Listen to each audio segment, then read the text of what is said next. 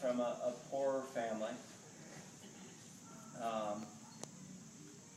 He didn't always smell the best. Okay. He had trouble speaking a little bit. You know, he needed some speech. But he was a great kid. Great kid. And so we had started, like I say, we had started this wrestling program we had running for a couple years. And there was a coach who taught our physical education. His name was Vince Canino. And he had the former Ohio State wrestling captain. And he was about the strongest man I've ever seen in my life. You know. And he said, I'll bring my boys over and we'll have you wrestle our kids. Okay? Well, I don't know if it's fortunate or unfortunate, but by the time it was time for that wrestling meet, the school was packed.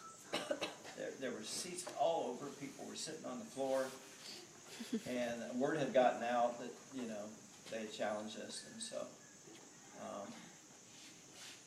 the thing that scared me was Mike Legg was about 5'3", 135 pounds weight. That's not real big for a sixth grader, but he was our heavyweight. Okay.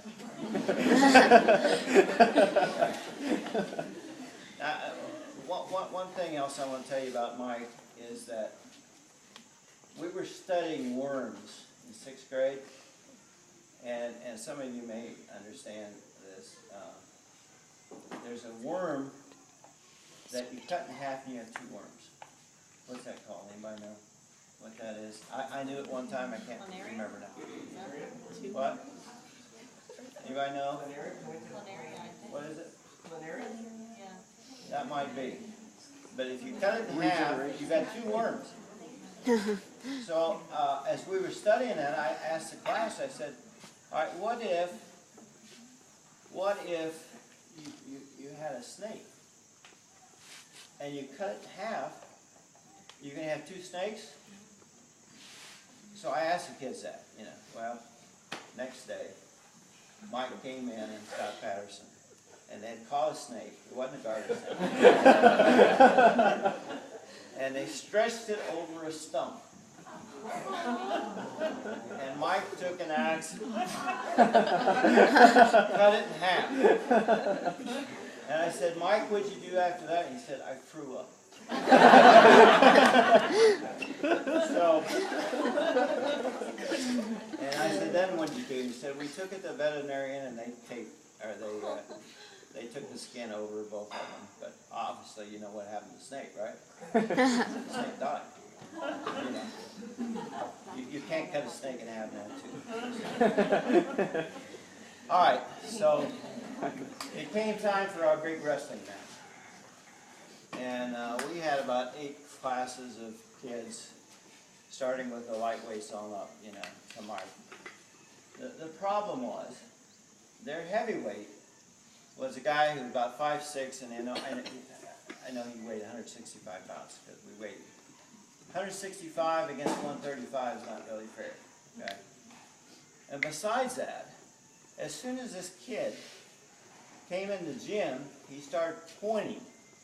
He started pointing at Mike.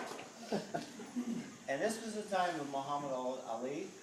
And you know what Ali used to do? He used to point at people and say, I want you. I want you. Okay?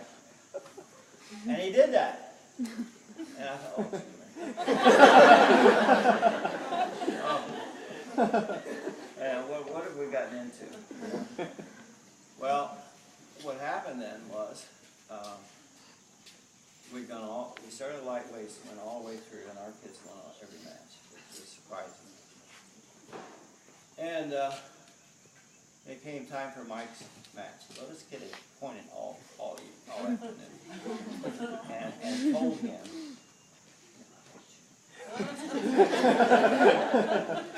You know, he was a good intimidator. He really was. He had a mustache. What have you done before Mike? Well, what happened was Mike was so fired up. He was so fired up.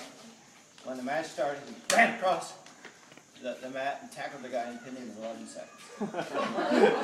And then everybody just screamed because it was so surprising, you know. So, I guess one reason I'm bringing this up is that you can get good if you practice, okay? And you work hard. I don't care what you are right now, all right? You can get a lot better. Third story.